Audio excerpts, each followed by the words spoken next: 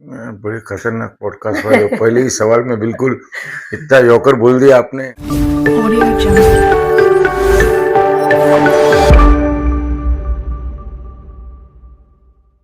आज हमारे साथ हमारे पहले पॉडकास्ट में मौजूद है वो शख्सियत जो किसी पहचान के मोहताज नहीं है, उनका सिर्फ नाम ही काफी है। और तो और ये एजुकेशन एंड समाज सेवा का एक बहुत ही स्ट्रॉन्ग कॉम्बिनेशन है। Welcome to Mrs Sneha Ashish Lula and इनके हस्बैंड आशीष लूला जी, जो बहुत सालों से समाज सेवा कर रहे हैं। सबसे पहले एक कंफ्यूजन क्लियर करते हैं। जनता अभी भी कंफ्यूज है कि समाज सेवा में आप है कि मैं, क्योंकि आशीष भाई आप बहुत टाइम से समाज सेवा कर रहे हो और काबिली तारीफ कर रहे हो। तो जब इलेक्शन का टाइम आया तो आपने अपनी मिसेस स्नेहा मैडम जी, जो बाय प्रोफेशन एक साइंस टीचर है, उन्हें सामने किया। ऐसा क्यों? बड़े खतरनाक पॉडकास्ट वाले हो। पहले ही सवाल में बिल्कुल इतना जोकर बोल दिया आपने। मानना पड़ेगा आपके पॉडकास्ट को, ठीक है। जय झूलेलाल। बिल्कुल ये सवाल जो आपने पूछा, ये तो सबसे पहले मैंने बोल ही दिया कि एकदम बिल्कुल सटीक जानकारी और डीप नॉलेज वाला ही बंदा ये बात पूछ सकता है। फिर वो कैसे है कि मैं समाज सेवा में हूँ, ये आपने अप्रिशिएट किया, समाज ने अप्रिशिएट किया, उसके लिए बहुत बहुत धन्यवाद। और मैं समाज सेवा में हूँ, ये मेरे लुल्ला परिवार की चौथी पीढ़ी हूँ मैं। ओके। जो समाज सेवा में हूँ, आप उसको पाकिस्तान से लेकर अमरावती तक की, अगर किसी भी हिंदुस्तान पाकिस्तान के बीच की लड़ाई हो, बंटवारे की लड़ाई हो, जो भी कुछ है, या फिर यहाँ तक का आज तक का जो भी संघर्ष है, हमारा परिवार ने हर किसी लड़ाई में समाज का साथ दिया है। अब था सवाल के समाज को न्याय दिलाने के लिए आप आगे कैसे बढ़ सकते हैं। तो समाज को न्याय दिलाने के लिए आपके पास में या तो आपके साथ कोई समाज का बहुत बड़ा नेता चाहिए जो आपको दिन रात आपकी लड़ाई में आपका साथ दे, जो कि आज तक पूरे सिंधी समाज के साथ ऐसा हुआ नहीं कि कोई भी ऐसा नेता सिंधी समाज का या बाहर का उनको बगैर उपयोग में लाके उनके लिए दिन रात खड़ा रहे। क्योंकि हमारा वोट बैंक ना बड़ा कम है, और जितना भी है उसमें से भी बेचारा इमोशनल वर्ग का है, व्यापारी वर्ग का है, तो अपने कामों में व्यस्त रहता है। अभी इसी इसमें ये तय हो गया कि ऐसा कोई नेता हमारे साथ में नहीं है। तो नेता बनेंगे कि नहीं बनेंगे वो तो बात की बात है, लेकिन राजनीति में आना है ताकि हमको ऐसी ताकत मिले कि हम समाज के काम को और समाज को न्याय दिलाने के लिए आगे बढ़ पाए। ये तय हो गया था। अब ये भूमिका मन में लेके हम लोग आगे चल रहे थे, उधर समाज सेवा को ही आगे बढ़ावा दे रहे थे। जैसा आपने बोला, फिर उसमें मेरी भूख हड़ताल हो पीआर कार्ड को लेके, या खेल कॉलेज को लेके, रोड बनाने को लेके भूख हड़ताल हो, या फिर कचरे को हटाने के लिए, सारी चीजें उसमें इन्वॉल्व थी। अब जब चुनाव आया तो चुनाव हुआ प्रभाग न्याय, जिसमें ऑप्शन था 2 पुरुष 2 महिलाएं। ये आना ही था, 2 पुरुष 2 महिला, 50% पूरे हर किसी प्रभाग में 2 पुरुष 2 महिलाएं।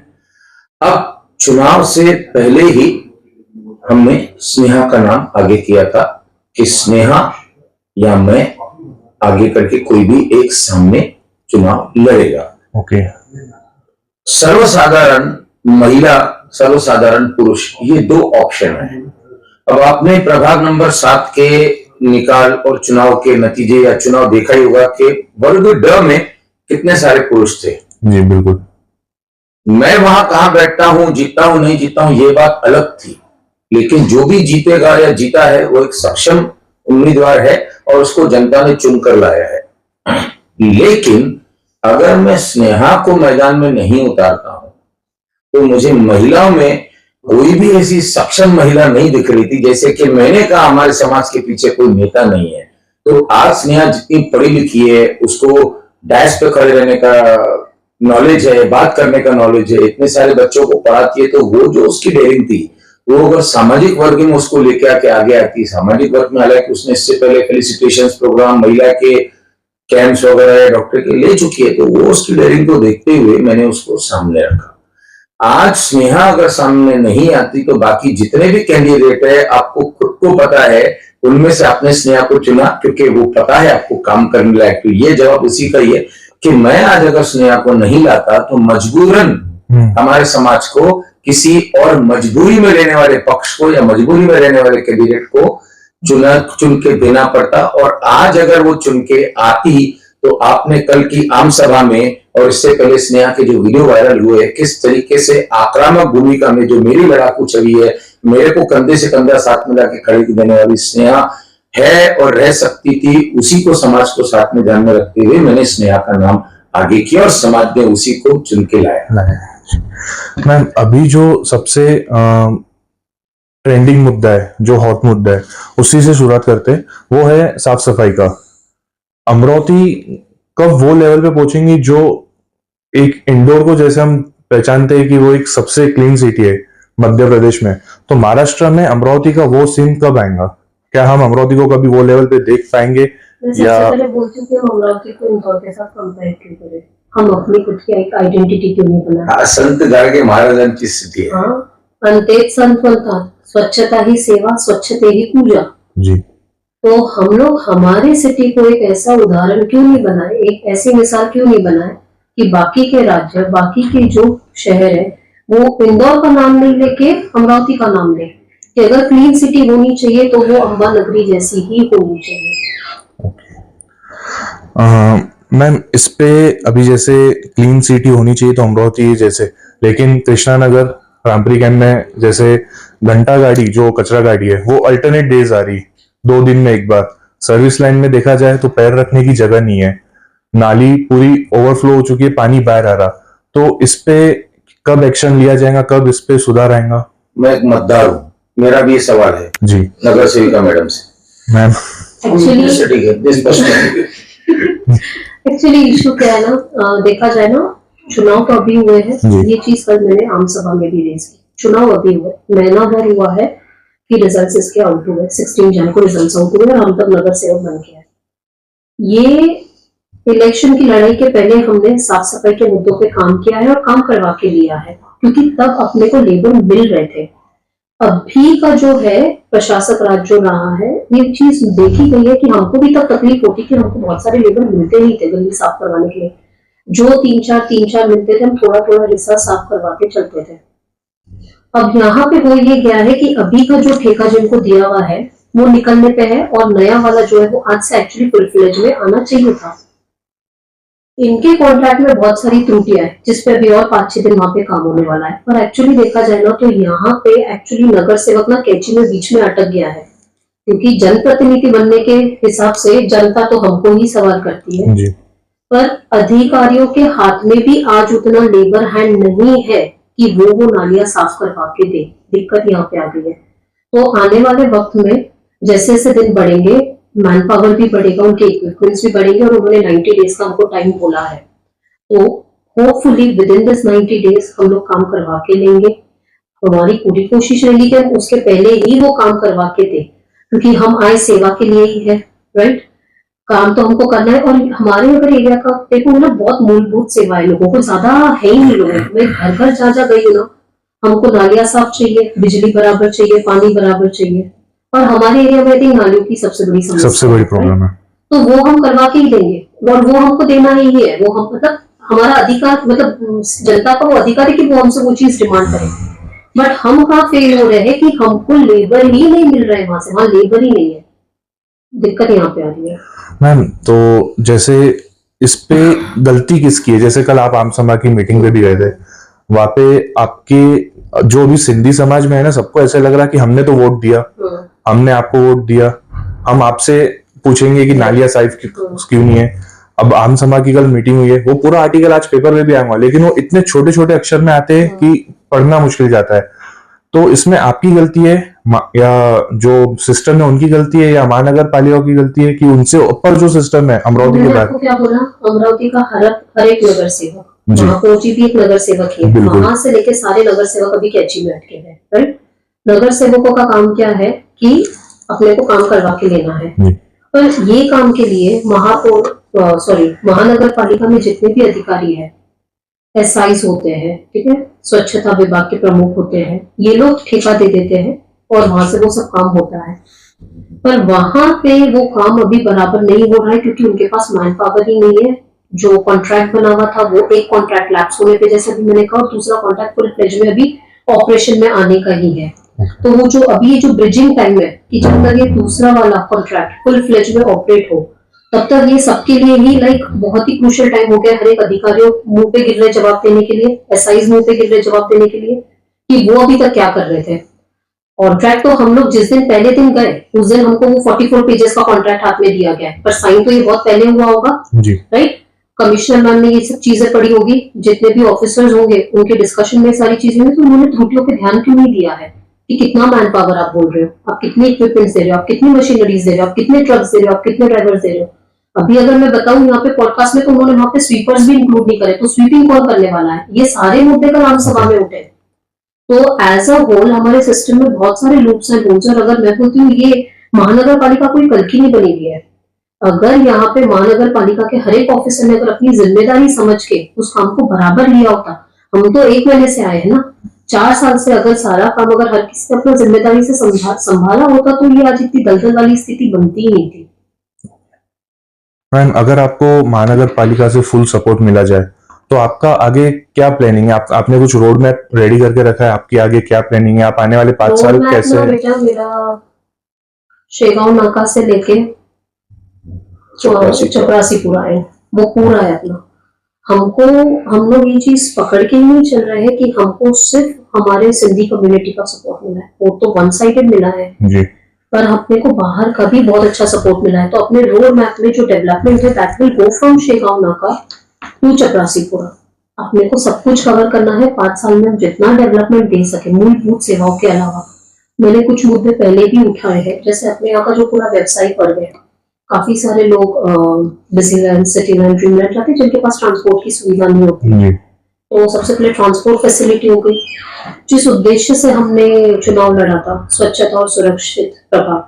स्वच्छता पे तो अपना काम चल रहा है, जैसे जैसे लेबर बढ़ेंगे वैसे वैसे काम की गति भी धीरे धीरे बढ़ती जाएगी। पर सुरक्षित प्रभाव के लिए भी जो जो करना है, सीसीटीवी कैमरा के और इंस्टॉलेशन इसके साथ घूमती हो तुम खुद? हाँ, अभी ये सहकार नगर ग्राउंड का भी जो इशू आया था, वो सहकार नगर में काफी फ्रेंड्स रहते हैं, तो वहाँ पे जब भी वो कुछ इनवैलिड एक्टिविटीज होती है उस ग्राउंड के आजू बाजू, तुरंत कॉल आ जाता है, हम तुरंत पुलिस वालों को फोन करते हैं। Okay. जो भी उसके लिए रिलेटेड इंस्पेक्टर्स हैं, ऑफिसर्स हैं। आज तक के इतिहास में सिंधी समाज से मेरे घर से क्यों न हो, मैंने पहली ऐसी महिला देखी है जो पुलिस वालों के साथ घूम के खड़े रह के खुद उस पर कार्य कर रही है, और अपने साथ में लेडीज को लेके जाके उस मैदान में इसने उस दिन राउंड लगाया कि मैं हूं यहाँ पे, देखती हूँ क्या होता है। जी, तो ये उस पे विश्वास मैंने रख के, जो आपका सवाल था पहला, ये मुझे विश्वास था इस पे कि ये उस चीज में भी खरी उतरेगी, और यहाँ पर वो भी खरी उतरनी चालू हुई है। अभी तो बहुत लंबा समय है। जी। मैम, हमारे अमरोही में डंप सिस्टम कैसा है? मतलब जो कचरा हम फेंक रहे उसका सिस्टम कैसा है? कि आजकल क्या हो रहा है, जहाँ पे खाली प्लॉट दिख रहे, खाली जगह दिख रही, वहां कचरा फेंका जा रहा है। सहकार नगर में भी जो उद्वानी जी के घर के बाजू में खाली प्लॉट पड़ा है, वहां पे भी बहुत सारे लोग, मैं आता जाता रहता हूँ, घर से कचरा लाते, पोते भर भर के वो डालते चले जाते। तो हमारे अमरावती का डंप सिस्टम कब सुधरेगा, या फिर उसके पीछे का कुछ प्लानिंग है अभी? वो जो आप डंप बोल रहे हो ना, दैट इज बिल्डिंग का वेस्ट मटेरियल, जो कि रिस्पॉन्सिबिलिटी है पब्लिक की। कचरे की नहीं बात कर रहा हूँ, कचरे के स्पॉट्स को बताएगी इसने यहाँ, बिल्डिंग मटेरियल की मैं बात कर रहा हूँ। आज आप हो, मैं हो, कोई भी हो, एक घर बनाएंगे तो हमको कम से कम 40 से 50 लाख रुपए लगता है। जहां हम 50 लाख रुपए लगा रहे हैं, और जिस एरिया की आपने बात कही है, जिस प्रभाव में हम लोग रहते, तो वहां पे बड़े बड़े बंगले हैं, करोड़ों रुपए के बंगले होंगे। बंगले बन जाते, अपार्टमेंट बन जाते। सबसे बड़ी दिक्कत है अपार्टमेंट वालों की, मैं आपको बता रहा हूं।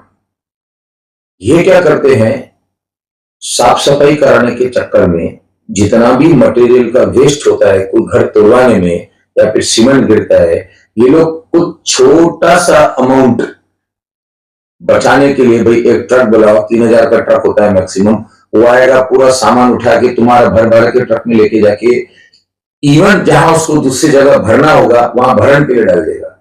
लेकिन ये लोग पैसा लगाना ही नहीं चाहते, इतने लाखों के बावजूद, वरना वो मटेरियल, बिल्डिंग मटेरियल वहां पे फेंका की जाए। अब उनको बिल्डिंग मटेरियल फेंकने के लिए तो कोई जगह नहीं चाहिए ना। नहीं, आप बोलोगे हमारे पास में कचरा उठाने नहीं आता, या फिर कंटेनर नहीं है, तो ये बिल्डिंग का जो वेस्ट मटेरियल ये तो ना कंटेनर में डाला जाएगा नहीं वहां पे। अब इससे होता क्या है नुकसान, एक और बताता हूँ मैं आपको।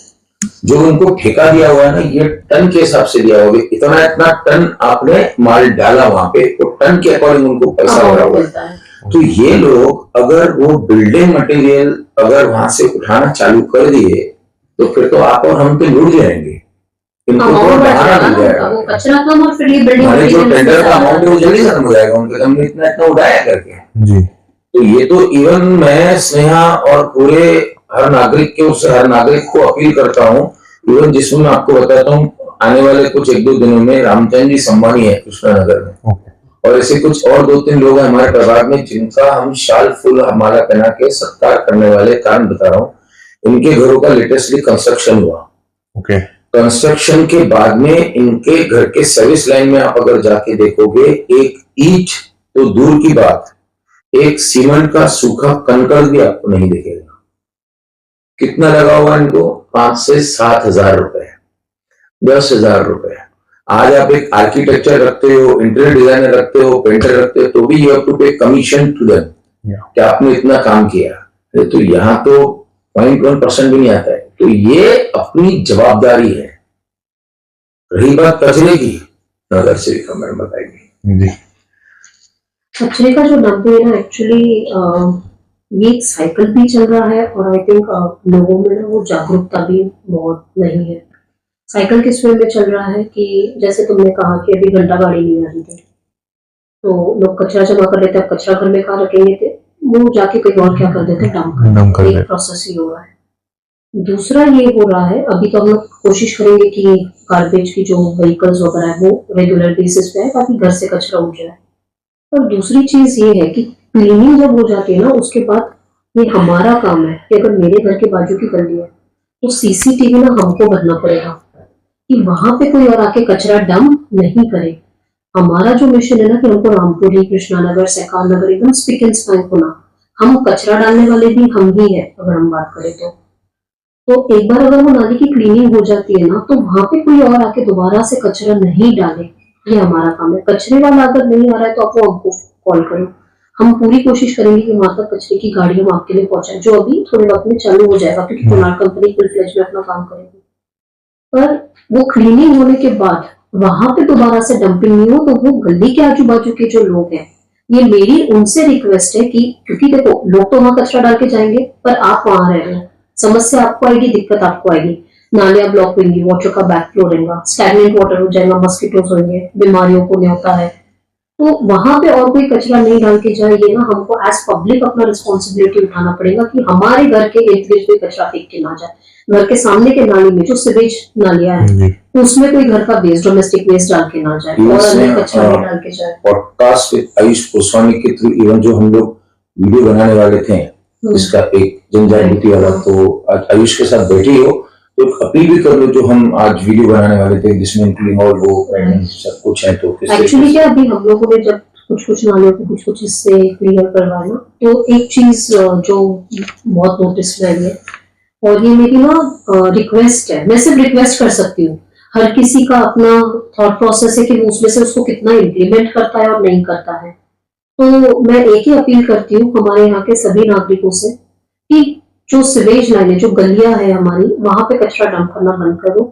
वो सही नहीं है एक्चुअली। वो नाली जितना क्लीन रहेगा ना उतना हमारा कम्युनिटी हाइजीन बना रहेगा। हम लोग क्या कर रहे हैं, हमारा आदत क्या हो गया, हम लोग हमारा सिर्फ घर साफ रख रहे हैं और आजू बाजू की जो कम्युनिटी उसको हमने पूरा कंटामिनेट करते हैं, पूरा खराब करती है। तो जब कचरा निकलता है ना, it's a very sad state. उसमें बच्चों के डायपर्स रहते हैं, सैनिटरी नैपकिन्स रहते हैं, नमकीन हो गए, डिटर्जेंट्स हो गए, उसके पैकेट्स रहते हैं। ये सब चीजें गली में आ कैसे रहे हैं। और ये जो मेडिकल वेस्ट है ना, mainly sanitary napkins and diapers जिसमें एक्सक्रीटा वगैरह रहता है, ये भी सब क्या करते हैं ना, बहुत बीमारियों को बुलावा देते हैं।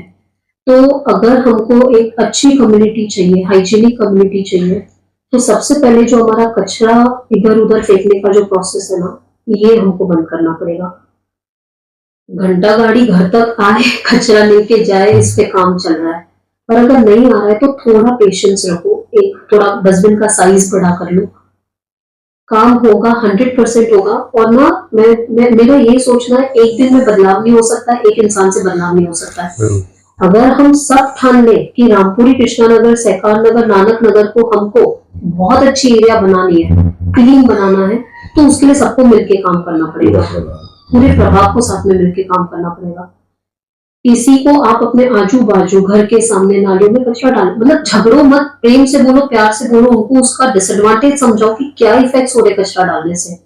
कचरा रखो अपने घर के पास, डस्टबिन में रखो, गाड़ी आएगी कचरा लेके जाएगी। मैम उनको जब हम प्रेम से समझाते भी है तो भी वो सुनते नहीं मैंने है। क्या बोला, ये बहुत डिफिकल्ट टास्क है, ये टाइम लेगा, it's not a one day process. सबको मिलके थोड़ा थोड़ा, और क्या होगा ना, जो अभी नहीं समझ रहे पर वो ये देखेंगे कि हमारे आजू बाजू 4 लोग ये काम कर रहे हैं। हमारा ह्यूमन टेंडेंसी क्या होता है, हम लोग बहुत सारी चीजें कॉपी करने की भी सोचते हैं, यार ये ऐसा हो रहा है, ये लाइफस्टाइल ऐसी अभी चल रही है, सामने वाला ऐसे आगे बढ़ रहा है, तो we try to invite things, ये बहुत ही कॉमन चीज है। तो जब आजू बाजू वाले 4 लोग वहां फेंकते हुए नहीं दिखेंगे ना, तो वो खुद भी समझेंगे कि यार 4 लोग नहीं फेंक रहे, मेरा वहां कचरा फेंकना नहीं बनता है। ये चेंज विद टाइम आएगा, 100% आएगा। हम ये सब उम्मीद रख के चल सकते हैं कि ये चेंजेस आएंगे जी, और इस पे काम करना बहुत जरूरी है। मैम आप जब इलेक्शन के टाइम पे हर एरिया में प्रचार करने जा रहे थे, गली गली जा रहे थे, तो आपने वहां पे ऐसी क्या चीजें ऑब्जर्व की है जो आज के टाइम पे आप चाहोगे उसे चेंज करने के लिए? मैं पॉडकास्ट के शुरुआत में आपको बोली, हमारे प्रभाग में ना, मतलब हम जितने, मतलब जहां तक हम पहुंचे हैं, सबकी एक ही डिमांड थी कि हमारी मूलभूत सुविधाओं में ना कहीं पे कॉम्प्रोमाइज नहीं होना चाहिए। They don't have much expectations, ज्यादा डिमांड ही नहीं, उनके डेवलपमेंट जो होना है वो वक्त के साथ होते रहेगा, पर जो मूलभूत सुविधा है वहां पे कहीं पे भी ना कॉम्प्रोमाइज नहीं होना चाहिए। जो कचरे की गाड़ी हमको रोज चाहिए वो आना चाहिए, स्वीपिंग डेली बेसिस पे होना चाहिए, स्वीपिंग के बाद वो कचरा उठना चाहिए। तो समस्याएं बहुत छोटी छोटी है, वही अगर हम रिजॉल्व करें ना तो बहुत सारी चीजें। और ये क्या, ये पूरा एक सर्कल है बेसिकली। सर्कल में अगर हर एक यूनिट अगर अपना काम बराबर करे ना, तो ये डेफिनेटली एग्जीक्यूट हो सकता है। ओके सर, जैसे सबको पता है, पूरे सिंधी समाज को, कृष्णानगर रामपुरी कैंप को मिला के, कि आपने सत्याग्रह किया था हमारे कृष्णानगर पीआर कार्ड्स के लिए, जो बहुत काबिले तारीफ था। सब सिंधियों ने आपका साथ दिया था, लेकिन तब आप पावर में नहीं थे। आज जैसे मैम पावर में है, तो अभी चांसेस है कि सिंधियों को उनका हक मिलेगा, उनको उनका पीआर कार्ड मिलेगा, कि ऐसे ही रहेगा जो चलते आ रहा है अभी? देखो, सबसे पहले तो ना, जो पीआर कार्ड की लड़ाई थी वो सिर्फ कृष्णानगर के लिए नहीं थी। वो जो मेरी लड़ाई थी वो पूरे हिंदुस्तान के जितने भी सिंधी हैं जी। पाकिस्तान था ही नहीं, पाकिस्तान बना। हमने अपना घर छोड़ा मजबूरी में, तो जब हमने अपना घर छोड़ा तो हमारी जमीनों पे उनके घर बनाए गए और उसे पाकिस्तान नाम दिया गया जी। आज भी पूरे विश्व में अगर हिंदुत्व कहीं पहचाना जाता है तो उसकी पहली नींव है सिंधु नदी। तो ये ऐसा मत समझिएगा आपके बेशक पर्टिकुलर अमरावती शहर के ही लोग पीड़ित हैं पीआर कार्ड के लिए, पूरा देश पीड़ित है। ये हो सकता है कि किसी शहर के अच्छे आमदार, मैं दोहराता हूं, अच्छे आमदार, अच्छे खासदार, अच्छे महापौर या बाकी अच्छे समाज सेवकों ने कहीं कहीं हो सकता है, जो मेरे नजर में अभी तक मुझे दिखा नहीं है, कि जिन्होंने काम करके सिंधी समाज की जो पीआर कार्ड की लड़ाई है वो वर्ग अ की है। इस पीआर कार्ड के चक्कर में भी कुछ समाज सेवकों ने सिर्फ और सिर्फ अपने पक्ष को फायदा दिलाने के लिए पूरे सिंधी समाज को मिसगाइड किया हुआ है। मैं जब 5 दिन भूख हड़ताल पे बैठा था तो मेरी भूमिका ये थी कि जब तक के पीआर कार्ड हमको बन के नहीं मिलते तब तक मैं उठूंगा नहीं, मैं आत्मदाह करूंगा। और वो उससे पहले भी मैं उसकी शुरुआत कर चुका था। जब मेरा पहला 2 दिन का अनशन मेरा दिवाली के टाइम पे बच्चों बहू ने आके खत्म करवाया था, ताकि अभी दिवाली है, शायद वो कि इनकी छुट्टियां वेस्ट चली जाएगी, आप मेरी बात पे विश्वास रखो। उसके बाद में मीटिंग हुई, ये हुआ वो हुआ, तब जो भी ढोंग ढकन था सब हुआ। फिर उसके बाद मुझे मजबूरन समाज के हित में एक ऐसा कदम उठाना पड़ा जहां शायद ऐसी परिस्थिति आ सकती थी कि आज इस चुनाव तक का मैं जीवित रहता भी या नहीं रहता, क्योंकि जब आप भूख हड़ताल करते हो जयराम जी पाटिल है, तो आप उनकी अगर तबियत का देखोगे तो उसको कई सारे किडनी लिवर इश्यूज चालू हो गए। जब आप 1 दिन 2 दिन 5 दिन 6 दिन जब आप सिर्फ पानी पे चलते हो, आपकी बॉडी में नमक नहीं जाता है, तो आपका बॉडी के कई सारे लेवल्स हैं, कई सारे उसमें ऐसी चीजें हैं जो आपकी बॉडी को अलग लेवल पे ले जाती है। आपका शरीर जानवर का शरीर एक खा पी के आगे चलने वाला है। आप अगर 5-6 दिन खाओगे नहीं तो आपका शरीर क्या होगा? इस तरह में तो किसी का ध्यान भी नहीं जाता, उनको लगता है क्या है, ऊपर कल बैठा है, क्या है, हाथी के डेयरिंग नहीं है भाई, डेयरिंग नहीं है। ये कैसी डेयरिंग है जो तुमको जिंदा भी रखेगी तो नहीं रखेगी, आने वाले वक्त में तुमको क्या बीमारी देके जाएगी, ये तुम भी नहीं सोच सकते। मैं तो प्रेरित मनोज जरांगे पाटिल जी के भूख हड़ताल इस वक्त कि एक इंसान अपने समाज के लिए इतने दिन भूख हड़ताल पे बैठ सकता, शायद जिए मेरे पता नहीं, तो हम क्यों नहीं। तो वो लड़ाई वहां पे जाके हमारी स्थगित हुई थी, खत्म नहीं हुई थी, और उस लड़ाई के बाद में भी हमको गुमराह किया गया। आज भी आप देखोगे तो हमारे समाज में कई सारे ऐसे लोग हैं जिन्हें सिर्फ पक्ष से मतलब है, समाज से नहीं। वो कहते हैं हमने इतने पीआर कार्ड बना दिए, उतने पीआर कार्ड बना दिए। अरे पीआर कार्ड आपने बनाए तो हमें बताओ, आप चुनाव से पहले हमने इतने बनाए हम दिखाएंगे, हमने इतने बनाए हम दिखाएंगे, कहां है? आप पीआर कार्ड बताओ हमको अवर्ग का, कि जो मेरा आप लोगों को ये लग रहा है कि इनको पीआर कार्ड चाहिए करके बैंक से लोन नहीं मेरे भाई, लोन दूसरी जिम्मेदारी है, दूसरा अधिकार है। आज मुझको पीआर कार्ड क्यों चाहिए कि मैं चौथी पीढ़ी तीसरी पीढ़ी हिंदुस्तान अमरावती में आने के बाद में पीआर कार्ड नहीं बना पाए। आज आपके घर का भी नक्शा नहीं फाइनल है, नहीं मेरे घर का भी नक्शा, किसी के भी घर का नक्शा, क्योंकि क्या करेंगे, नक्शा आपका पास तब होगा जब आपको पीआर कार्ड मिलेगा ना।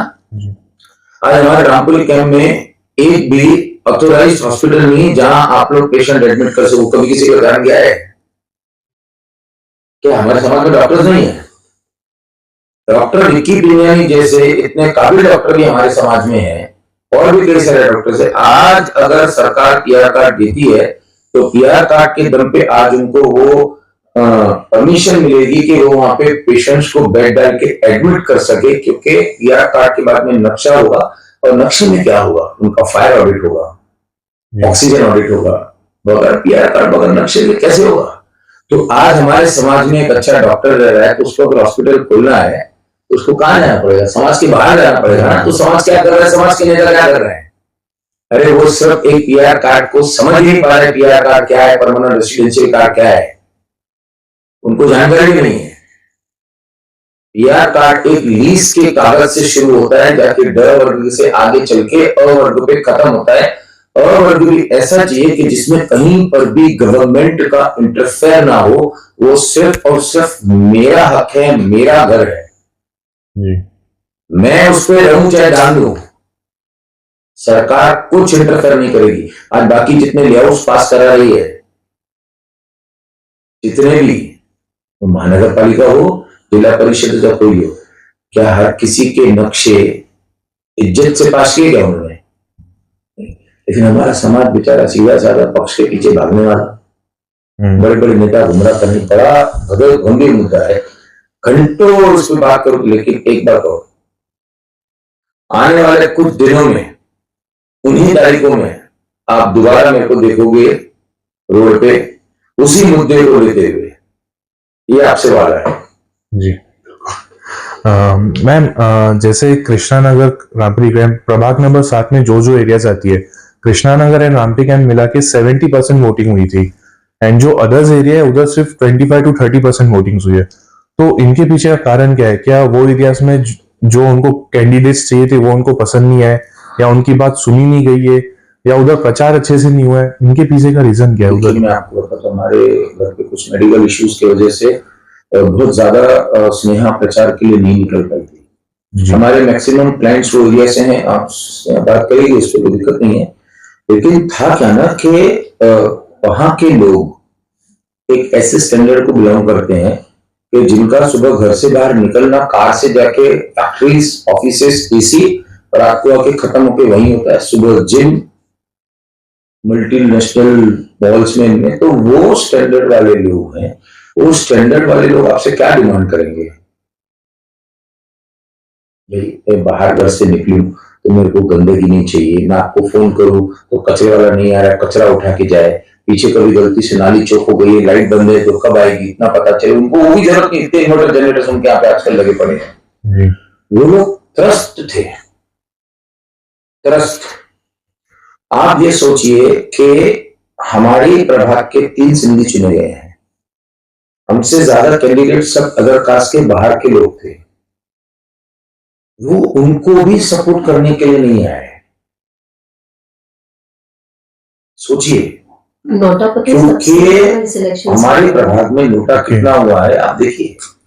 पीपल आर नॉट हैप्पी, तो बिल्कुल भी रेडी नहीं थे। जितने भी आज हमको कोई 1200-1300 वोट हमारे प्रभाग से बाहर से मिले हैं, वो हमको हमारे कार्य की वजह से जानते हैं, स्नेहा के क्लाइंट्स हैं, मेरे क्लाइंट्स हैं, उस वजह से जानते हैं। लेकिन सिर्फ हमारे क्लाइंट हैं, हमारे पहचान के, उस वजह से उन्होंने हमको वोट नहीं दिया। मैंने पहले ही हमारा मुद्दा रखा था कि रिश्तेदारी, दोस्ती यारी पक्ष देख के हमको वोट मत देना। तो हमने आज उनको ये वादा किया, जैसे आपने उसको रोड मैप मांगा, तो आज उनको ये वादा करके आए कि एक नगर सेवक सेविका की जो आपकी परिभाषा है, अगर 5 साल के खत्म होते तो वो परिभाषा अगर आपकी चेंज नहीं हुई अच्छे वे में, तो आप उनको दोबारा पैर मत रखने देना। बड़ी ये सीधे साधे लोग हम लोग, मतलब ये आप सब भी, कोई भी कितने भी कोई झूठे वादे हमसे करके चला जाए, दोबारा जब वोट लेने आते हैं तो हम कुछ बोलते नहीं, से निकलते नहीं, बड़े शांत रहते हैं। हाँ ठीक है भैया कि जान दो, बैर मत लो, लेकिन तुम्हारे मन में जो आक्रोश है वो कम से कम एक बार उनको बोल के देखो। इस बार उनका क्या कहना था, हम लोग वोट देने नहीं जाएंगे। कई सारे लोगों को तो हम घर घर जाके वोट देने के लिए हम लोग निकाल, हमारे जितने भी कैंडिडेट है उसमें से किसी भी एक कैंडिडेट को पूछेगा कि आप में से आपका कौन सा कैंडिडेट बाहर के किसी मांगेलाल ब्लॉक में, जोशी कॉलोनी, केशव कॉलोनी, बाकी जो भी कॉलोनियां है, वोट निकालने के लिए गया था, या उनसे भाई चलिए आज के दिन वोट करने के लिए। सुबह 6 बजे में हम लोग गए थे। आप किसी को भी वोट दीजिए, पर बूतना करने के बाद भी 30 से 35% वहां पर वोटिंग हुआ है। तो सोचिए वहां के लोगों का, पिछले जितने भी नगर सेवक थे, उनका क्या विचार था उनके प्रति।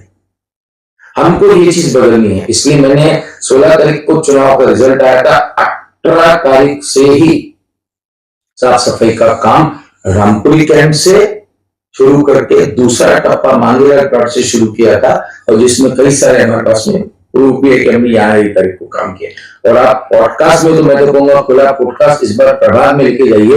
कितने सालों का एक्सपीरियंस हो गया आपका, अपने नगर से भी चुन लिए, ये चुन लिया, वो चुन लिया, ये 1.5 महीने का आप हमको हाल बताइए।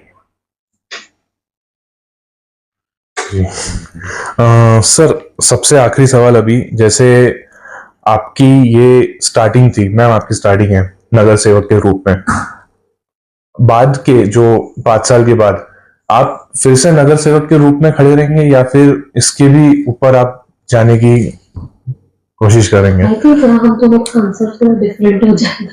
नहीं, आंसर तो उसको देना चाहिए जी। मेनली ना अभी मतलब जो लास्ट 4 इयर्स से मैंने देखा ना, ये जो फील्ड है बहुत ही वॉलेटाइल है। अब क्या चेंजेस आएंगे ना, इसमें कुछ प्रिडिक्टेबल नहीं है। 5 साल के बाद का तो मैं बोलूंगी, अभी जो मेरा गोल, अभी जो मेरा विजन है ना, ये सिर्फ जो मैंने 5 इयर्स का जो मैंने टारगेट दिया है ना, ये मुझे अच्छे से पूरा पार करना है। वो एक बार अच्छे से पार हो गया तो फिर सोचेंगे जी, फिर आगे वो तो जनता ही सोचेगी। हमने ये 5 साल अच्छी तरीके से निकालने हैं, ताकि हमको आगे का, तो देखिए बहुत दूर की बात है, आगे तो इलेक्शन होता नहीं होता, किसको पता नॉमिनेशन, लेकिन हमने आपसे 5 साल के लिए वोट लिया है, और हम आपसे 5 साल के लिए काम करवा के लेंगे। जैसे हाल ही के तौर पर आपने देखा होगा कि कुछ साफ सफाई कर्मचारी, या ये जो सफाई स्वच्छता अधिकारी अजय यादव वगैरह, ऐसे कुछ लोग जिनको तो कल खुले में ये साबित भी हो गया कि लगभग ये कितने भ्रष्ट हैं, कितने करोड़ों का घोटाला इनके ऊपर में 30 करोड़ रुपए का घोटाला इल्जाम लग गए, जी काम नहीं कर रहे हैं। तो मैंने खुद नाली में उतरा हूँ, मैंने खुद नाली का कचरा बाहर निकाला हूँ। ये भी मैं धन्यवाद करता हूँ कि वहीं के लोगों का, जैसे हरीश भैया जर्मनी खुद आप आए थे, ज्ञानचंद भैया धामीचा आए थे, कई सारे लोग ऐसे आए थे जिन्होंने रोका मेरे को, जाने दे भाई, खुद मत उतर, जो हुआ देख लेंगे, जहाँ इतने दिन हो गया कुछ दिन और अपन इंतजार कर लेंगे, देख लेंगे। लेकिन वो मेरी जिम्मेदारी थी, मेरा कर्तव्य था, मेरा फर्ज था, क्योंकि मैं भले वोटर हूं, मुझे वो अधिकार चाहिए। तो मैंने स्नेहा को वोट दिलाने के लिए, स्नेहा ने उनसे वोट लेने के लिए जो वादे किए, वो वादे हमको निभाने ही है। और वो वादे निभाने के लिए अगर ये लोग पूर्ण रूप से नहीं होते हैं तो हमें उतरना ही पड़ेगा। और हमें क्या, मैं तो कहता हूँ पूरी जनता ने हर नगर सेवक को उतारना चाहिए रोड पे। जितने नगर सेवकों को ये लोग रोड पे उतारेंगे, उतने ही नगर सेवक और आक्रामक भूमिका से इन भ्रष्ट अधिकारियों से, according to the contract with Konark company या बाकी कोई भी कंपनी, फिलहाल तो मैं कोणार्क की बात करूंगा क्योंकि 7 साल के लिए उनके साथ कॉन्ट्रैक्ट है, उनसे काम लेंगे। आज संडे होने के बावजूद भी पहला ऐसा संडे है जो रामपुरी कृष्णानगर या प्रभाग के लोगों ने संडे के दिन वर्कर्स रोड पे देखे होंगे। जी मैं सुबह 7 बजे से चालू होगा, हमने तो जीवन उसको, जो स्वच्छता अधिकारी है जादव, उसको सुबह के सुबह ही लेटर दे दिया, उसका प्रतिनिधि स्नेहा को दे दिया, क्योंकि मैं वर्कर हूँ, कार्य करता हूँ, हम ही कार्य करता हूँ, हम ही समाज सेवक हूँ। तो मैंने समाज से अगर इसको वोट दिलाया है तो समाज के प्रति मैं इसको लेटर भी दूंगा।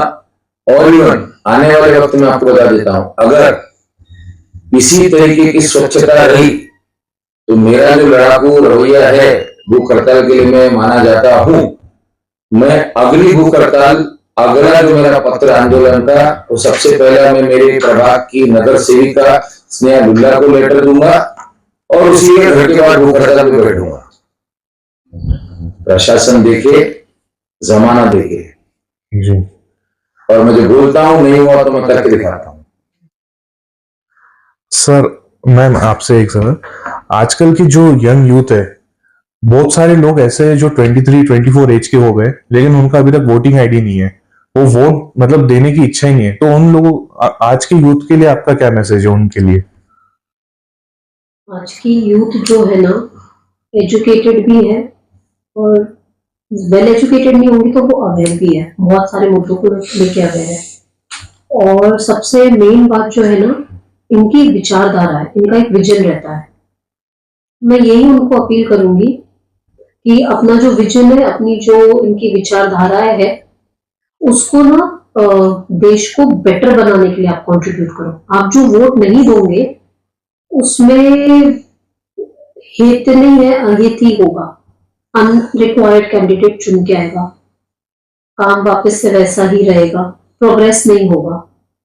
तो एक रिस्पॉन्सिबल सिटीजन बनके देश के बेटरमेंट के लिए आप लोग कंट्रीब्यूट करो। वोट करना तुम्हारा अधिकार है, तुम जाओ वोटिंग के लिए, ये बहुत जरूरी है। अपना जो हक है वो तुमको लेना चाहिए, वो वोटिंग तुमको करना चाहिए, एक अच्छे कैंडिडेट को तुमको चुन के लाना चाहिए। फिर वो हमारे मतलब जो नॉर्मल महानगर पालिका इलेक्शन हो या आगे के बड़े बड़े इलेक्शन हो, एक अच्छे कैंडिडेट को चुन के लाना ही हर किसी की जिम्मेदारी है। थोड़ा मैं इसको हल्का सा थोड़ा और ऐड करता हूँ। देखिए, यूथ जब बोल रहे हैं तो यूथ कितना एक्टिव पॉलिटिक्स में हो चुका है, उसका सबसे बेस्ट एग्जाम्पल तो इसी चुनाव में हमको मिला। इसी चुनाव में आज हमारे प्रभाग में अलग अलग पक्ष से नगर सेवक लोगों ने चुने हैं। जो 60 साल 65 साल 70 साल से ऊपर के लोग थे, उनको मशीनें समझाना, बटन समझाना और उनको खुद को समझने के लिए बड़ी दिक्कत थी। तो ये जो चमत्कार हुआ है, इस बार लोगों ने दिखा दिया कि पक्ष अपनी जगह पे, कार्य करने वाला अपनी जगह पे। और आने वाले चुनाव में मैं आपको लिख के देता हूं कि पक्ष तो चिन्ह किसी न किसी के पीछे रह जाएगी, फिर चाहे वो अपनी पार्टी करे, दूसरी पार्टी करे, चाहे पार्टी बना के रहे, चुनाव में तो चिन्ह चाहिए बैलेट पेपर पे। जी। मैं पक्ष नहीं कह रहा हूं, चिन्ह कह रहा हूं, चिन्ह चाहिए। तो वो जो चिन्ह होंगे इस बार, वो उनकी कार्यशैली को देख के होंगे। यूथ ये डिसाइड करेगा कि वो अपना वोट आने वाले चुनाव में, महानगर पालिका, मुझे आमदार खासदार का पता नहीं है, महानगर पालिका आने वाले चुनाव में रामपुरी का जो मतदान है वो और बढ़ेगा और कोई पक्ष नहीं चलेगा, सिर्फ कैंडिडेट चलेगा। उसकी शुरुआत इस बार से हो गई और आप भी उस वोटर लिस्ट में थे। आपने भी जो कैंडिडेट चुने वो पक्ष देख के नहीं चुने, एक सक्षम कैंडिडेट चारों अपने अलग अलग पक्षों से चुन के लाए हैं। तो आप एक यूथ हो तो आपकी बोली मत की यूथ आगे नहीं बढ़ रहा है। आपने इस बार वो लगे तो बदलाव लाके दिखा दिया और पूरे हिंदुस्तान को आज पूरे हिंदुस्तान में चर्चा है। हम बाहर जा रहे हैं ना कहीं, अभी हम बीच में कहा गए ये तुलजापुर मंदिर में गए, वहीं किसी से बातचीत हो रही, तुलजापुर के वहां शहर में वहां पे बातें, अरे बाप रे वो आपने तीनों एक साथ एक सिंधी, अरे मतलब भैया बात तो तीन सिंधी चुनने की नहीं, अलग अलग पक्षों से तीन चुनाव हो देखिए और ना बोले काय कसं केला तुम्ही लोकांनी यूथ की बाहर के प्रभावों में भी ये बातें हो रही है। ये बदलाव लाया है यूथ ने, ये ताकत यूथ की।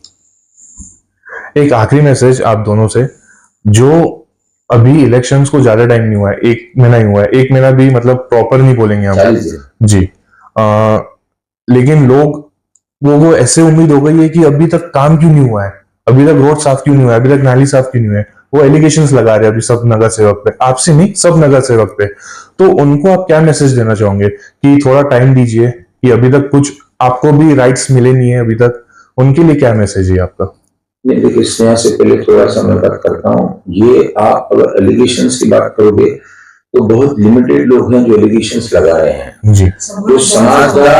जो समझदार लोग हैं, जो पेशेंस वाले लोग हैं, वो देख रहे हैं काम क्या हो रहा है, उनको विश्वास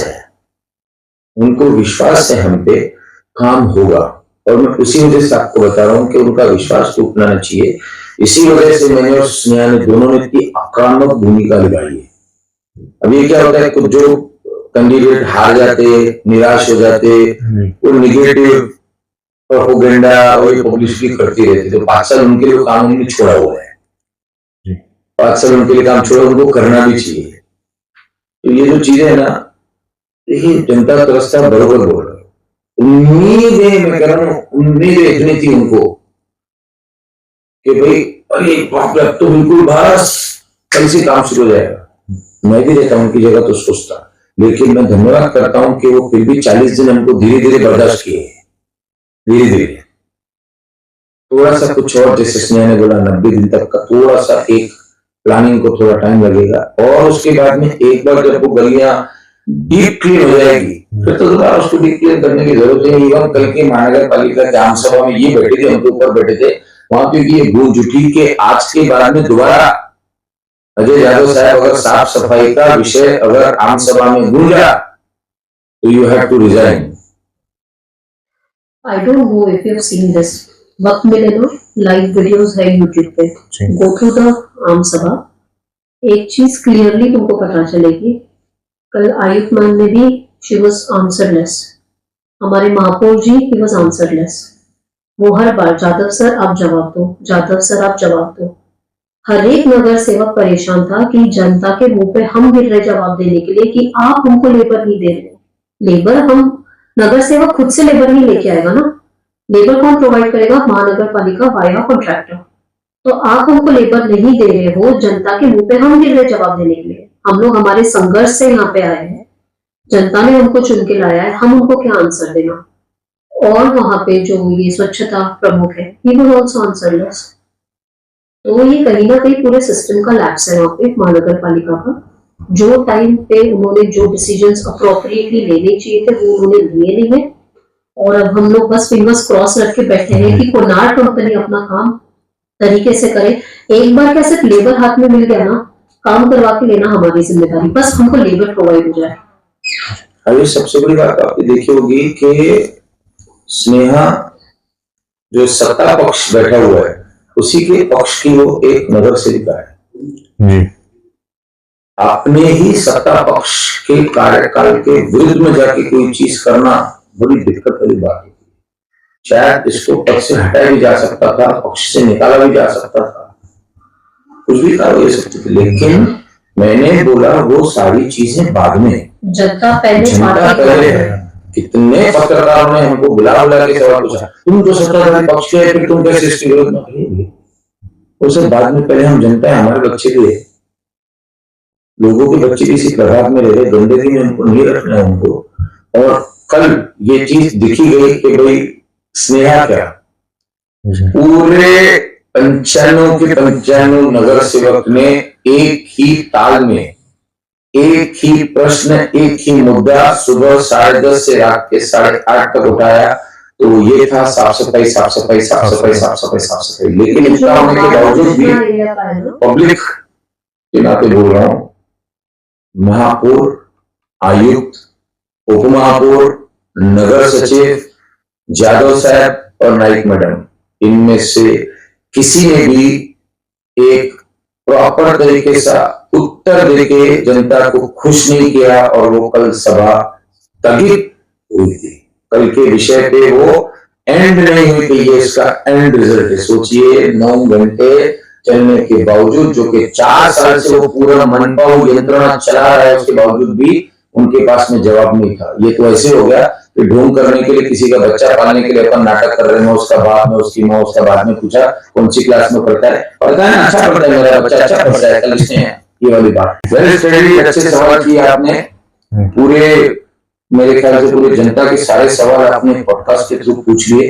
ये पॉडकास्ट जो भी देखेंगे तो मुझे नहीं लगता उनके मन में कोई और सवाल रहेंगे। Thank you Ashish sir, thank you Sneha ma'am. तो भाई हमारे प्रेस के इंटरव्यू भी इतने खतरनाक बन गए हैं, जितना मैंने पहली बार मैं तो बिल्कुल ये बोलूंगा कि पॉडकास्ट विद आयुष, भाई इनसे ज्यादा बच्चे लगेगा, इनके पास पॉडकास्ट आना है।